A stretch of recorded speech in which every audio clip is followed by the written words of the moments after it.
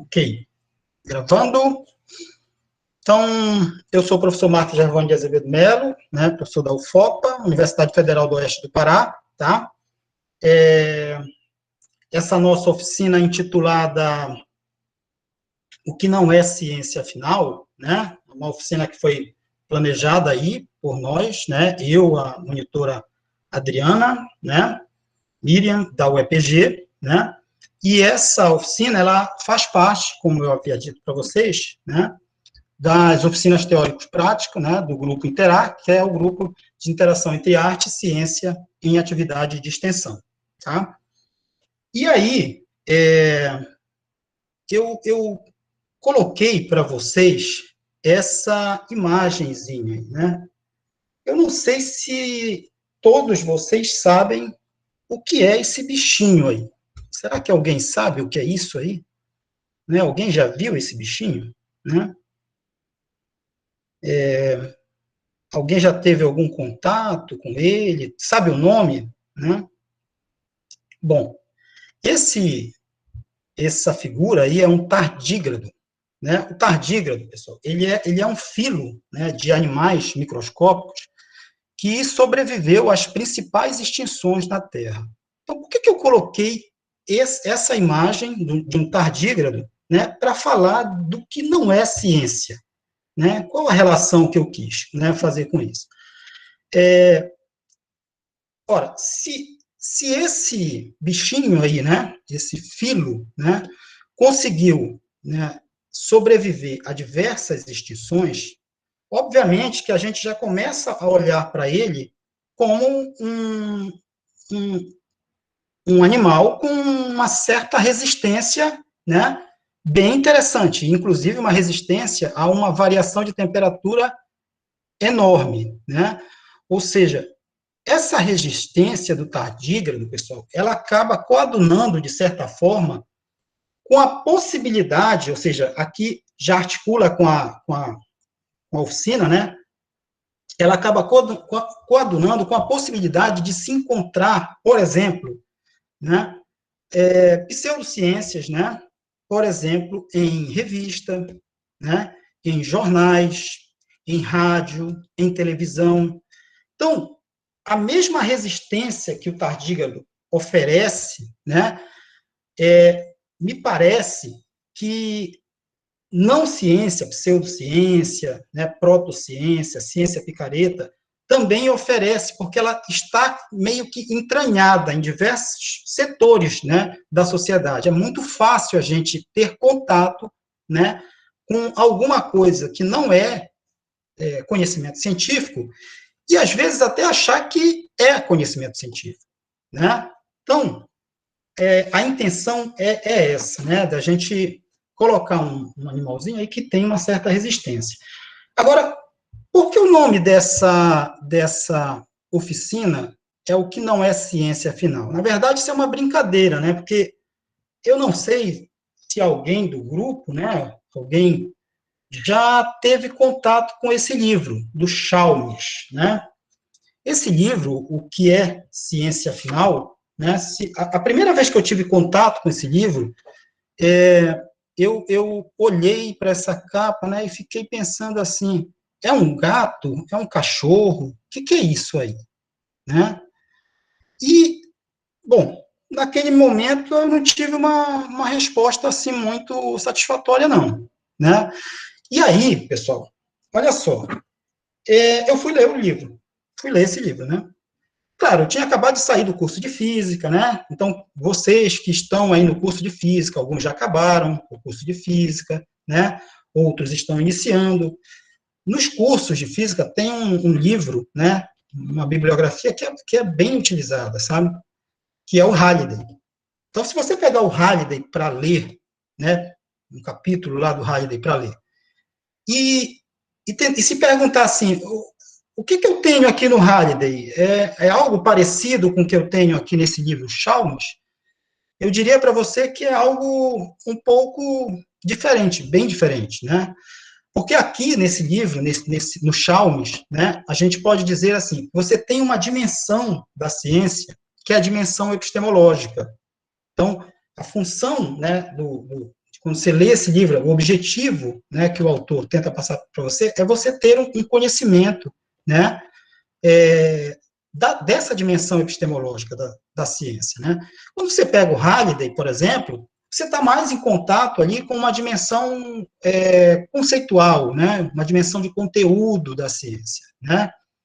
Mas a dimensão epistemológica, praticamente, você não encontra no Halliday, tá?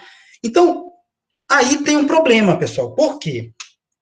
Porque a linguagem da epistemologia, a linguagem desse livro, se você pegar esse livro para ler, né, e achar que você vai ter um entendimento imediato da coisa, talvez você pode ficar meio frustrado, né?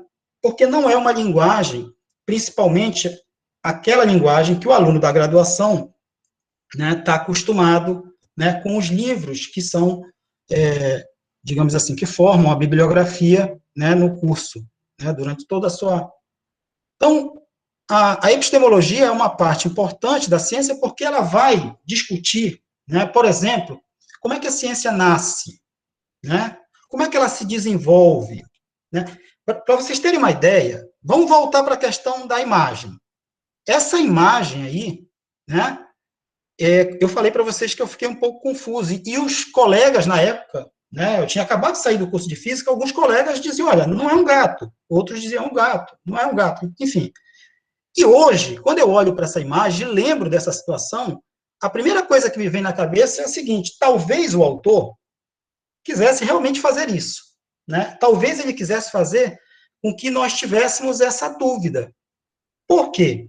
Porque existe uma visão de ciência, que é a visão indutivista, né, que ela parte do pressuposto que a ciência começa com a observação, né? Só que, vê bem, essa visão de ciência, a indutivista, ela é extremamente criticada. Por que ela é criticada? Em primeiro momento, ela é criticada porque o ato de observar, ele é falho, né? Você pode ter diversos problemas numa observação, né? Além de você ter diversos problemas numa observação, além disso, essa observação, ela pode acontecer, por exemplo, digamos assim, impregnada, né, pela experiência da pessoa, né? Ela pode ser afetada por conhecimentos teóricos que aquela pessoa tem, né? Então, o ato de observar não é um ato tão fácil. E eu imagino que o Chalmers, né, possa ter colocado, né, essa figura aí, né, meio que com essa ideia, né? Mas eu não sei se é isso, né? Imagino que seja porque numa das discussões entre pessoas que estavam ali ligadas à ciência, não, né, algumas não concordavam com o que estava sendo observado. Então, talvez ele quisesse iniciar uma discussão, né, dessa visão indutivista da ciência pela capa. Não sei, talvez seja isso. Mas olha só, então, esse livro, ele apresenta, né, por exemplo, a dimensão epistemológica, que eu falei para vocês, né, o indutivismo, né, que seria uma visão de ciência, né, o raciocínio lógico dedutivo, né, ele apresenta a visão falsificacionista do Popper, tá? Ele apresenta os programas de pesquisa do Lakatos, ou seja, várias visões de ciência, tá? Revoluções científicas do Kuhn, do Thomas Kuhn, tá? O anarquismo epistemológico do Feyerabend, tá? Então, são várias visões de ciência e que, na realidade, pessoal, não são as únicas, né? Porque você pode estudar Bachelard, você pode estudar Bruno Latour, ou seja, a ciência, ela não tem uma visão única. Então, só aí a gente já parte do pressuposto de que dizer o que é ciência não é uma coisa tão trivial, né? Mas aí você deve parar e se perguntar o seguinte, tá, se eu tenho essa dificuldade,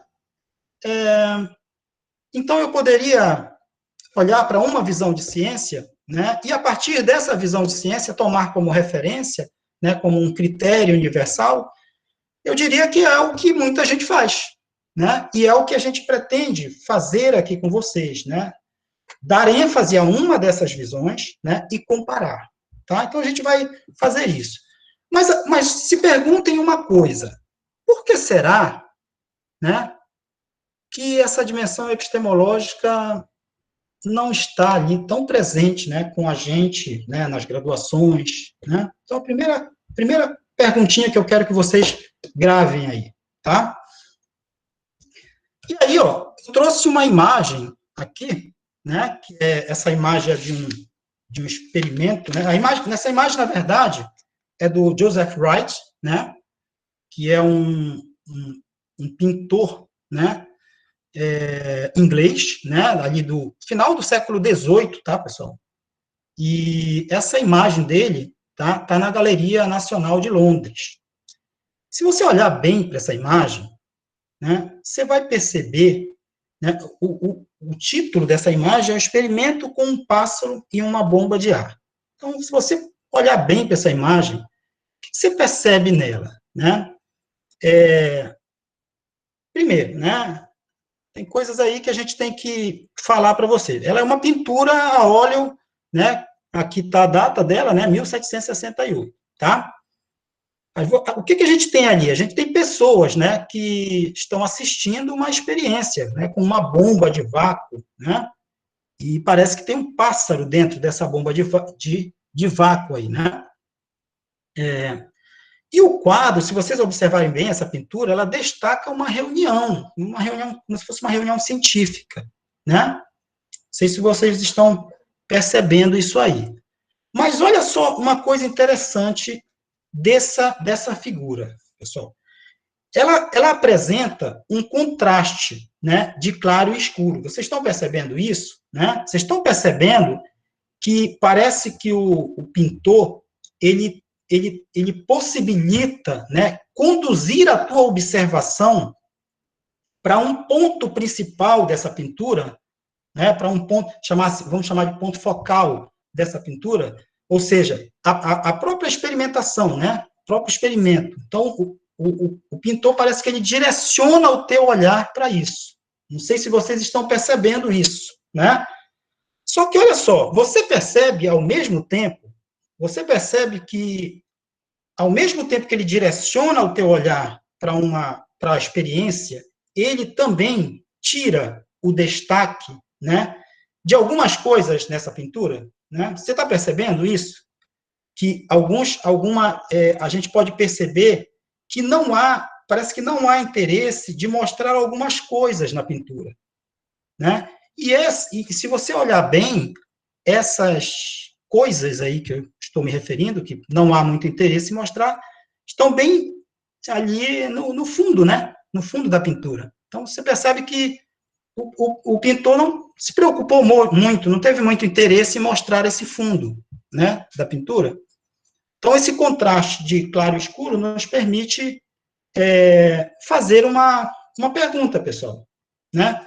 Qual seria a pergunta? Será que isso ocorre no ensino de ciências? Pergunto a vocês.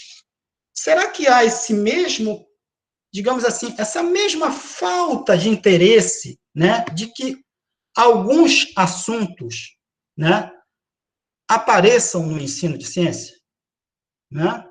Ou seja, será que a gente tem essa mesma situação, ou seja, alguns conteúdos são mais visíveis, né? Estão mais ali para a gente observar, para a gente atuar, para a gente ter contato, digamos assim, né? E outros não se tem muito interesse. Vamos ver uma coisa aqui que eu trouxe, esse gráfico, nessa figura aí, pessoal, eu trouxe de um artigo que eu publiquei em 2018, que vai estar, vocês vão ver, ele vai estar no final dessa apresentação, tá? Nas referências, tá? Dessa apresentação. E esse artigo, ele mostra as competências, né, e conhecimentos científicos de interesses do PISA, né?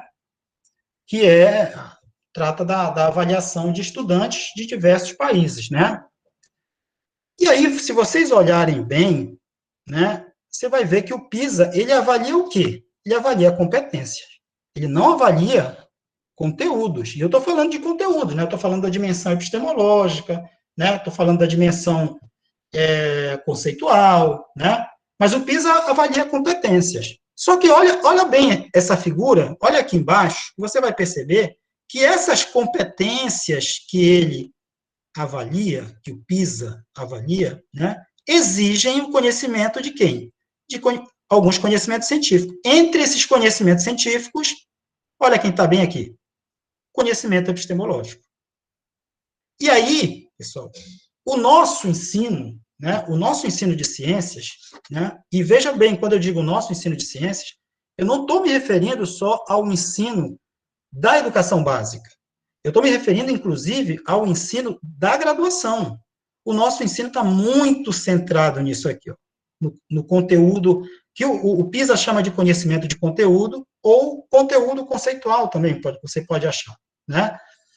O nosso ensino pouco trabalha o conhecimento procedimental, que poderia, vamos dizer assim, na universidade, né? Você fez iniciação científica, então você teve um contato até legal com o conhecimento procedimental. Está ligado a habilidades, né? Como o cientista trabalha. Mas na educação básica, a gente praticamente tem mais contato com o conhecimento de conteúdo. E na graduação, se eu tenho esse contato com o conhecimento procedimental, com o epistemológico, infelizmente, é muito difícil.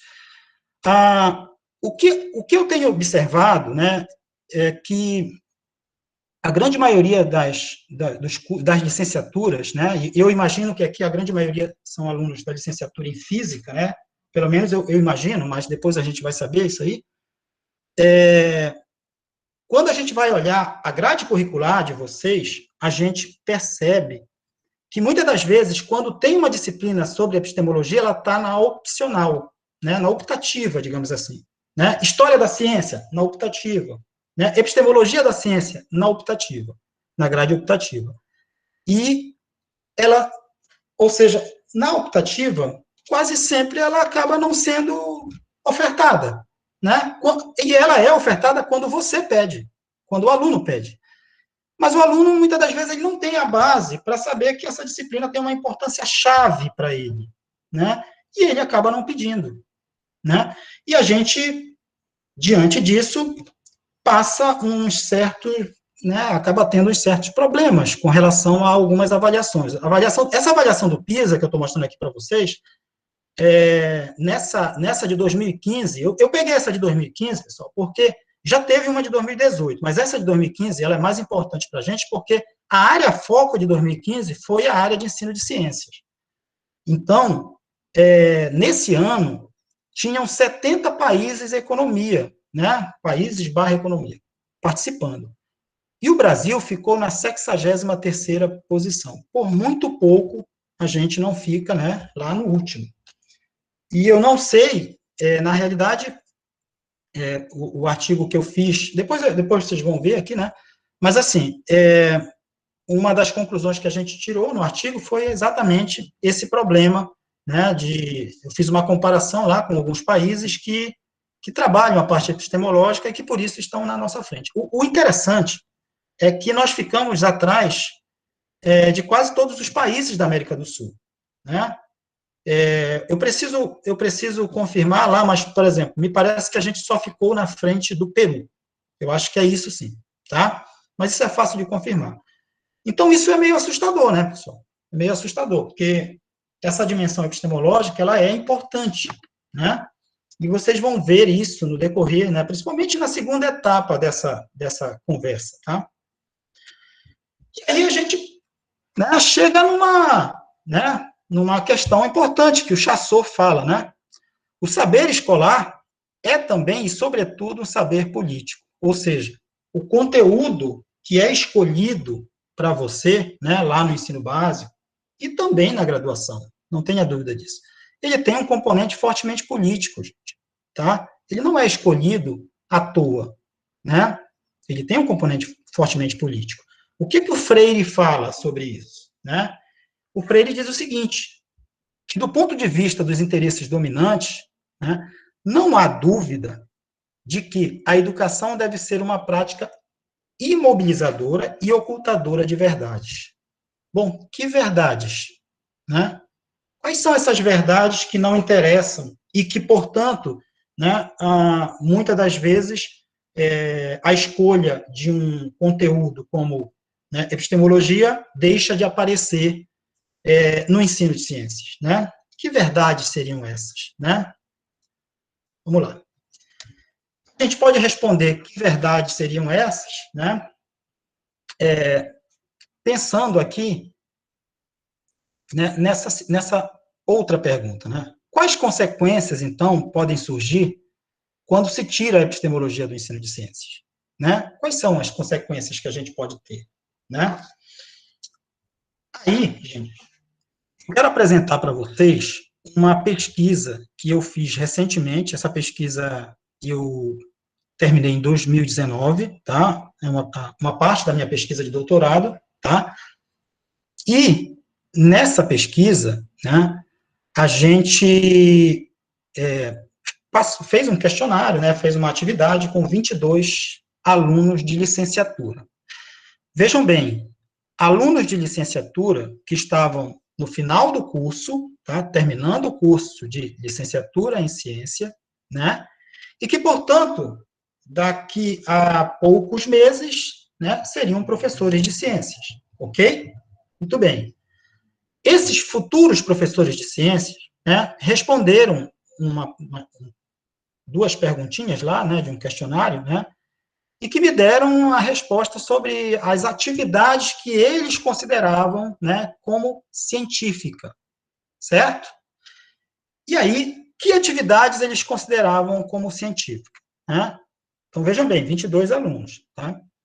22 alunos responderam. Então, desses 22, olha só, aqui eu tenho atividades, né, astrologia, a homeopatia, a acupuntura, né, e outras pseudociências. Aí eu coloquei aqui embaixo para vocês verem quais eram essas outras pseudociências que apareciam lá para eles, tá? Aí tem aqui o tarô, né, runas, né, búzios, enfim, tem várias pseudociências aí. Pessoal, sabe qual foi o resultado disso aqui? O resultado foi esse, ó. Dos 22 participantes que responderam, né, a esse questionário, 19 licenciandos, pessoal, né, compreendiam, né, que pelo menos uma dessas atividades era científica, era um conhecimento científico, né? Olha só, qual é o problema disso? O problema é que a gente está falando de pessoas que vão ministrar aula de ciências. Então, eu não estou falando de qualquer pessoa, mas são pessoas que vão ministrar um conteúdo científico, que vão dar aulas, né, que vão formar pessoas e que vão utilizar a ciência como, digamos assim, como, né, instrumentos dessa formação, instrumento de formação. E aí a gente tem um problema sério aqui. Por que temos um problema sério? Se vocês forem olhar bem, a gente pode, né, pensar o seguinte: o pessoal está saindo do curso de graduação, né, numa licenciatura ligada ao ensino de ciências, sem ter um conhecimento, digamos assim, pelo menos básico do que é e do que não é ciência. E isso é um problema sério, gente. Isso é um problema sério, tá? Ninguém está dizendo que você tem que sair expert no que é e no que não é ciência, mas você tem que ter uma base. E foi essa base que eu senti falta, né? Muito bem, muito bem. E aí, a gente tem uma nova fala do Freire, né? Que diz o seguinte: seria, na verdade, uma atitude ingênua esperar que as classes dominantes desenvolvessem uma forma de educação que proporcionasse às classes dominadas perceber as injustiças sociais de maneira crítica. Eu vou, resumindo essa fala do Freire, eu vou dizer para ti o seguinte, ó, né? Quanto se lucra, né? Ou, né, imagina quanto se lucra com essa falta de conhecimento, pensem, né? Quanto se ganha, alguém ganha dinheiro, né, com essa falta de conhecimento do que é e do que não é ciência, né?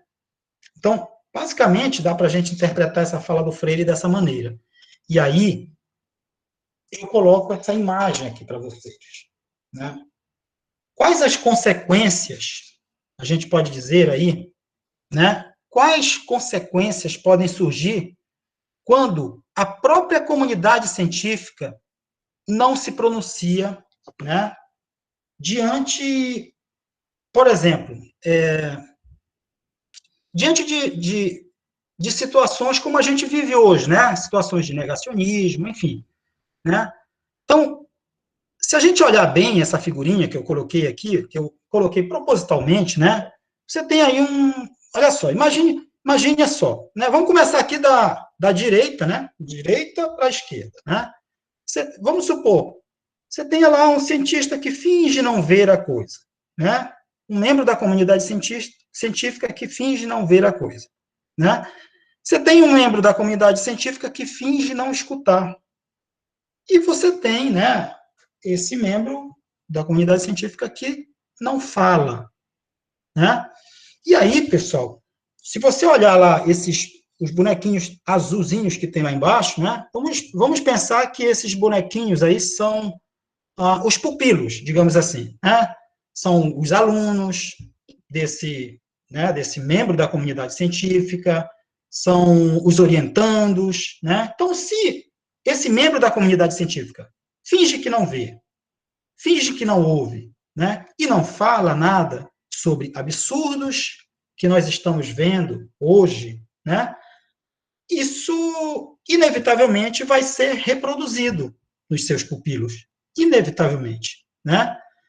Então, de certa forma, acaba se acontecendo um incentivo, né, nos seus pares, né? Então, os azulzinhos, eles também não vão ver, não vão ouvir, né? E não vão falar, né? Quando formados, né? E o que a gente pode dizer que isso, né, essa falta de movimentação, de pronunciamento da comunidade científica intensifica, né? A gente pode dizer que essa omissão, digamos assim, acaba intensificando um negacionismo imenso que a gente vê hoje, né? Acaba intensificando, né, um movimento antivacina, né, muito forte que a gente vê hoje. Acaba intensificando crenças, por exemplo, que a vacina, né, ela vai mudar o DNA das pessoas. Eu fico me perguntando, gente, como é que será essa vacina? Será que ela vem com partículas alfa, né? A vacina tem lá um poder de ionização, ela vai... Será que é isso? Eu não consigo entender, né, a ideia da mudança de DNA, confesso a vocês, né? Acaba intensificando, gente, a compra, veja bem, a compra de ímãs, né? Ímãs terapêuticos, eu não sei se vocês já ouviram falar, né? Em lojas, né, e catálogos, né, que está ligado a uma ideia de terapia magnética. Imagine a quantidade de dinheiro, né, que as pessoas gastam, né, comprando pulseirinhas, né, de terapias magnéticas. E aí eu fico te perguntando, qual é a comprovação científica disso? Né? O seu sangue tem ferro, né? É ferro magnético o seu sangue? Né? Qual é a ação desse ímã, né, na sua pele? Se você pegar um ímã desse, né, pegue um ímã desse e faça o seguinte, coloque lá na geladeira, pega uma folha de papel, coloca, põe um ímã, vê se ela segura. Põe 2, 3, e veja qual é o alcance desse ímã. Né? E se pergunte, ele vai passar na tua pele? Ele vai conseguir? Até onde ele vai conseguir ter o alcance? E mesmo que tivesse esse alcance, não tem comprovação, tá? Não tem comprovação. Vocês já pararam para pensar na quantidade de pessoas que compram jornais todos os dias só para ver o seu horóscopo? Todos os dias? Ou seja, a quantidade de dinheiro que a astrologia movimenta? Vocês já pararam para pensar, né, na venda de misturas, né, homeopáticas que não têm comprovação científica? parem para pensar nisso e se pergunte o seguinte: por que a comunidade científica se cala diante disso? Né?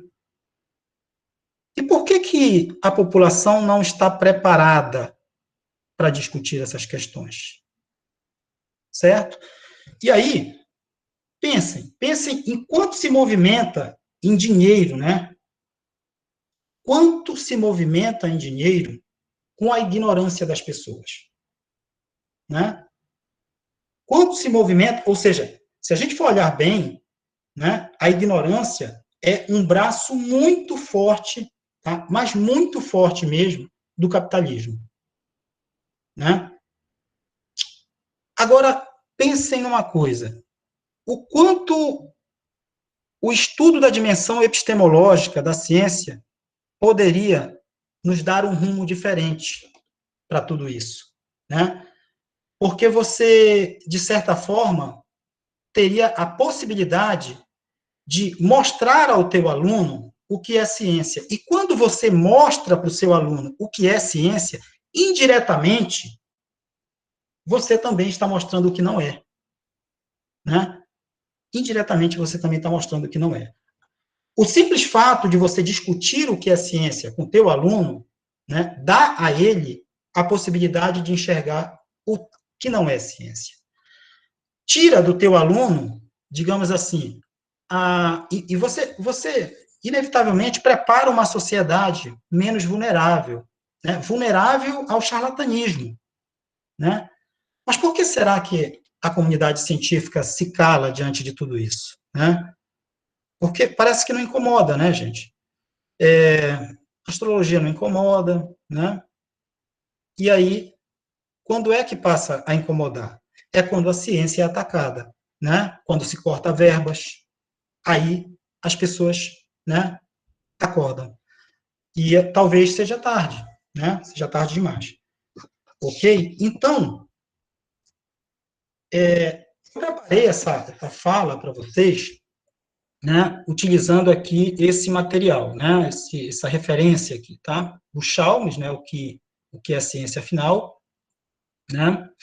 O Chassot, alfabetização científica, até porque, pessoal, até porque a dimensão epistemológica da ciência, né, o ensino dessa dimensão, a discussão dessa dimensão, tanto no ensino básico, como na graduação, e aí principalmente na graduação, né, ela é fundamental para um processo de alfabetização científica. Fundamental. Fundamental, tá? O Freire, né, Ação Cultural para a Liberdade, Pedagogia da Autonomia, e esse aqui é o artigo que eu falei, né, da revista, né, DST, né, que a gente publicou e que está lá esse análise dos documentos do PISA que nós fizemos em 2018, tá? Então, por aqui, a gente fica por aqui, né, a primeira parte, a gente vai terminar a gravação para conversar um pouco mais.